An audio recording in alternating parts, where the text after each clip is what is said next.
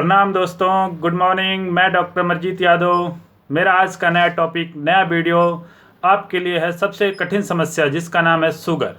मैं आज शुगर का क्या मतलब है, ये आयुर्वेद के अकॉर्डिंग मधुमेह है। मधु मतलब मीठा, मेह मतलब जो पेशाब के रास्ते बाहर जाए, तो इसे कहते हैं शुगर। शुगर क्या है मॉडर्न के अकॉर्डिंग जब आपके शरीर में इंसुलिन या तो प्रोडक्शन कम हो या उसका उपयोग सही से ना हो। इंसुलिन का मुख्य काम है शरीर में ग्लूकोज लेवल को बैलेंस करना। अगर किसी वजह से शरीर में इंसुलिन की मात्रा कम हो जाए या सही ढंग से काम ना करे तो बॉडी में रक्त में ग्लूकोज की मात्रा बढ़ जाती है, और जैसे ही रक्त में ग्लूकोज की मात्रा बढ़ती है पेशेंट को किडनी को थोड़ा ज़्यादा काम करना पड़ता है, और जब किडनी उसको फिल्टर करके रीअब्जॉर्ब नहीं करवा पाती तो वो क्या करती है कि पेशाब के रास्ते बाहर छोड़ना शुरू कर देती है। जब पेशाब के रास्ते बाहर निकलना शुरू हो जाता है तो उसे आयुर्वेद में मधुमेह के नाम से जानते हैं। ये सबसे कठिन बीमारी है। इस वीडियो में आपको वो सारी चीज़ें बताऊंगा जो सबसे इम्पोर्टेंट है। मधुमेह क्या है, मधुमेह क्यों है, मधुमेह से शरीर में क्या क्या दोष घटते बढ़ते हैं, इसके सिम्टम क्या हो सकते हैं, इसके मॉडर्न के अकॉर्डिंग मानक क्या हैं, आहार विहार क्या है और ट्रीटमेंट क्या है। फाइनली मैं ट्रीटमेंट आपको लास्ट में बताऊंगा जो कि बहुत इम्पोर्टेंट है। तो पहला बात, शुगर क्या है। शुगर का मुख्य शुगर क्या है। शुगर भाई बॉडी में अगर ग्लूकोज लेवल बढ़ जाए ब्लड में और किडनी से भी मतलब फिल्टर ना हो पाए तो वो पेशाब के रास्ते बाहर निकले तो आप समझिए कि आपको शुगर है। या कई बार ब्लड में भी शुगर का पता लग जाता है, जब वो हाई लेवल पे होती है, अभी बाहर नहीं निकलती है, तो वो दूसरी शुगर है, वो भी शुगर है। लेकिन आपको सबसे इम्पोर्टेंट बात यह है कि शुगर हो क्यों रही है, भारत में इतनी शुगर क्यों है। हमारा देश सनातन धर्म के लोग हैं, यहाँ कठिन परिश्रम करने वाले लोग हैं, तो यहाँ इतनी शुगर की मात्रा क्यों है। सबसे पहली बात वो इसलिए कि जो हमारे पहले के लोग थे वो कुछ चीज़ों का पालन करते थे, जैसे आहारचर्या, दिनचर्या, रात्रिचर्या, सद्वृत, रसायनचर्या और ऋतुचर्या। इन सारी चर्याओं का सिस्टमेटिक पालन करते थे। सुबह कब उठना है, रात्रि में कब सोना है, किस मौसम में कौन सा खाना लेना है, किस मौसम में खाना ये अवॉइड करना है, कब पानी की मात्रा ज़्यादा लेना है, कब शुगर की मात्रा ज़्यादा लेना है, कब कार्बोहाइड्रेट की मात्रा। इतनी सारी सिस्टमेटिक चीज़ें होने के बाद भी भारत में शुगर क्यों बढ़ रही है। क्योंकि हम आज के डेट में भारतीय की जगह अमेरिकन हो गए हैं, चाइनीज़ हो गए हैं। हम विरोध रोज़ करते हैं, चाइना से वायरस आया है, हम बिल्कुल चाइना का सामान नहीं लेंगे लेकिन चाउमीन रोज़ खाएंगे। हम बिल्कुल चाइनीज़ हो गए हैं, उसके साथ आराम तलब हो गए हैं। जब फास्ट फूड ज़्यादा खाएंगे, जंक फूड ज़्यादा खाएंगे, बॉडी वेट बढ़ रहा है, लोग अक्रियाशील हो गए हैं। जैसे जैसे ये सिस्टम चेंज होता जा रहा है, धीरे धीरे स्थूलता आती जा रही है, बॉडी में किसी न किसी तरह की डिफ़िकल्टीज आना शुरू हो जाती है, और फाइनली एक एज के बाद शुगर लगभग आज की डेट में 60-70% लोगों को होना ही है। लगभग मान के चलिए कि तय है कि आज नहीं तो कल इनको ये बीमारी हो सकती है। तो इससे कैसे बचा जाए। पहले टॉपिक था शुगर क्या है, बॉडी में ग्लूकोज लेवल का बढ़ जाना। शुगर क्यों है, क्योंकि हम अपने जो भारतीय संस्कृति है उसका पालन नहीं करते। हम जो है विदेशी हो गए हैं, बिल्कुल हो गए हैं, बस नाम के भारतीय हैं, फेसबुक पे हैं, ट्विटर पे हैं, इन सब चीज़ों पे हम भारतीय हैं। सबसे कठिन रोग क्यों है, तो इसमें क्या क्या दुष्य होता है ये आपको जानना है। शुगर एक ऐसी बीमारी है जिसमें मेद दूषित हो जाता है, मांस दूषित हो जाता है, क्लेद दूषित हो जाता है, यहाँ तक कि शुक्र दूषित हो जाता है। अगर सोनित हो पेट में तो सोनित दूषित हो जाता है, वसा दूषित हो जाती है, मज्जा दूषित हो जाती है, और लसिका, रस और शरीर का ओज, सब कुछ इस रोग में क्षय होता है। इतना कठिन कोई रोग नहीं है, एक साथ इतने दोषों को दूषित करने वाला कोई रोग नहीं है, इसीलिए असाध्य है। मुश्किल से ठीक होने वाला एक कफज प्रमेय ही है, जिसको डॉक्टर अगर पहले ट्रीट कर सकता है तो कर ले।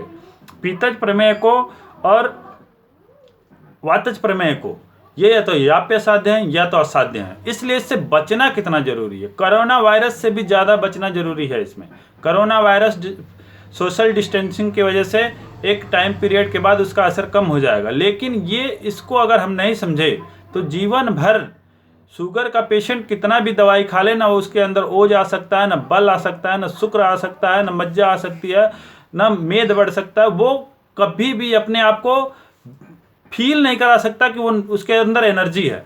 तो इस रोग से बचना जरूरी है और डरना भी जरूरी है, क्योंकि लोग कहते हैं कि हो जाएगा तो देखा जाएगा। नहीं, होने से पहले ही देखा जाएगा। अगर किसी में कुछ सिम्टम दिखते हैं तो उसे शुगर की जांच करवानी चाहिए, जैसे ज़्यादा प्यास लगना, ज़्यादा भूख लगना, बार बार पेशाब जाना, पेशाब में चूंटे लगना, थकावट महसूस होना, शरीर का कमज़ोर होते जाना। अगर ऐसे सिम्टम दिखते हैं तो आपको ज़रूर शुगर चेक कराना चाहिए। और मैं तो ये कहूँगा कि 40 साल के आसपास के जितने भी एज के लोग हैं, एक रूटीन चेकअप में शुगर की जांच यूरिन और ब्लड में चेकअप कराते ही रहना चाहिए। मैं इस वीडियो को बनाने के लिए बहुत मेहनत किया हूँ, इसलिए मैं चाहता हूँ कि इसको जो भी देखे समझे, बस इस वीडियो को देखे नहीं, इसके बारे में सोचे कि यह हर 40 साल से पहले के बंदे के लिए कितनी इंपॉर्टेंट चीज़ है। शुगर ज़्यादा नहीं लेना है, नमक ज़्यादा नहीं लेना है, फैट ज़्यादा नहीं लेना है, ये इंपॉर्टेंट है। पहले अपनी रात्रिचर्या, दिनचर्या, स्वस्थ वृत्त, इन सबको ठीक करना ही होगा, नहीं तो शुगर को कोई ट्रीट नहीं कर पाएगा, चाहे वो आयुर्वेद का डॉक्टर हो चाहे मॉडर्न का डॉक्टर हो। सिर्फ ये आप पे सादे बीमारी है, दवाइयों पर ही हम आपको सर्वाइव करा सकते हैं। तो आप इस बात को समझ लीजिए। मैं इतना जोर दे के इसलिए कह रहा हूँ कि कैंसर से न डरें, लेकिन शुगर से ज़रूर डरें, क्योंकि ये बीमारी जब लग जाती है तो इसका कोई इलाज नहीं है। अब मैं आपको ये बताना चाहता हूँ कि आपके बॉडी में कितना शुगर हो, मॉडर्न डॉक्टर के अकॉर्डिंग तो आप अपने आप को ठीक समझ सकते हैं, या इससे ज़्यादा हो तो आपको थोड़े से डॉक्टर को दिखाने की ज़रूरत पड़ेगी। जैसे आप फास्टिंग कराते हैं सुबह खाली पेट, तो 110 तक है, 60 से 110 तक के बीच में, तो आप मान के चलिए कि आपको शुगर की कोई दिक्कत नहीं है। कई बार पोस्ट पेंडियल होता है, खाना खाने के 2 घंटे बाद कराते हैं, वो 110 से 140 तक भी हो तो कोई दिक्कत नहीं होता। और कभी कभी ब्लड रैंडम कराते हैं डॉक्टर, जब पेशेंट को शाम को कोई दिक्कत हो तो चेक करा लेते हैं, तो उसमें 200 तक हो तो कोई दिक्कत नहीं है। लेकिन इससे बहुत ज़्यादा हो या बहुत ज़्यादा कम हो, हाइपरग्लाइसेमिया और हाइपोग्लाइसेमिया, इन दोनों में देखना। अगर बहुत ज़्यादा शुगर कम हो तब भी आप अपने डॉक्टर से सलाह ले सकते हैं। और इसमें इम्पोर्टेंट क्या है, इसमें इतनी मेडिसिन इफेक्टिव नहीं है, तो इसमें आहार विहार बहुत इंपॉर्टेंट है।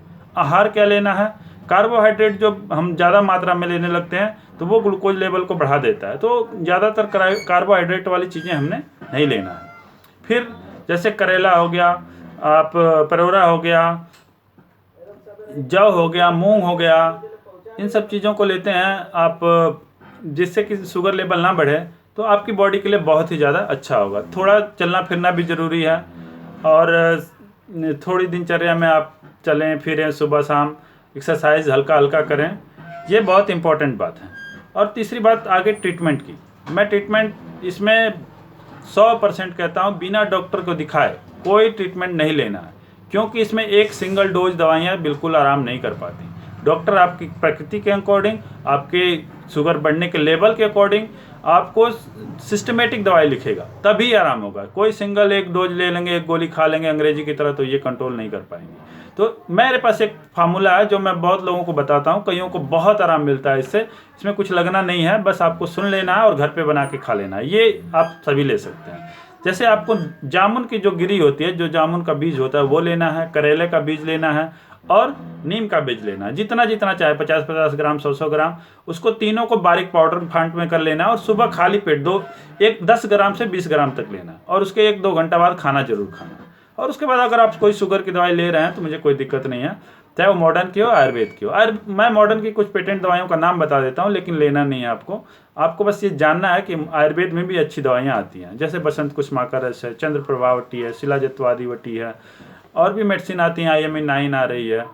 और इसमें ये आप डॉक्टर जामुन करेला का रस देता है, गिलोय का रस देता है, किसी का पेट साफ ना हो तो पंचसंकार चूर्ण देता है। लेकिन ये सिंगल डोज कोई भी मेडिसिन आपको काम नहीं करेगी। हाँ, ये जो मैं आपको पहले बताया हूँ, जामुन की गिरी, करेले की गिरी, और तीसरी जो चीज़ है वो नीम की गिरी, उनको बारीक पाउडर करके आप सुबह शाम ले सकते हैं। उससे आपका पेट साफ रहता है, पित्त बैलेंस रहता है, और बॉडी में बुखार या हल्का थकावट कम फील होता है। इससे शुगर लेवल भी कुछ ठीक रहता है। तो इम्पोर्टेंट बात यह है कि डॉक्टर से सलाह करें। अगर ये चीज़ें लेते रहें, पित्त बैलेंस रहे, वायु बैलेंस रहे, तो आपको आगे ये सब होने का डर थोड़ा कम रहता है।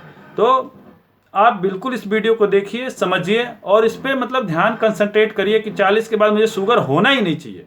होने के बाद तो मान के चलिए कि जीवन भर दवाइयाँ खानी है।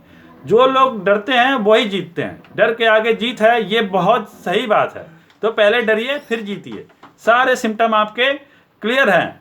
और आप बिल्कुल जीतेंगे। मुझे पूरा भरोसा है कि आप लोग कभी भी शुगर के फंदे में नहीं आएंगे। पहले से इन बातों को जानेंगे, आहार विहार को समझेंगे और ठीक से रहेंगे। मेरी वीडियो को लाइक करिए, शेयर करिए, कमेंट्स करिए और दूसरों को शेयर भी करिए। थैंक यू दोस्त।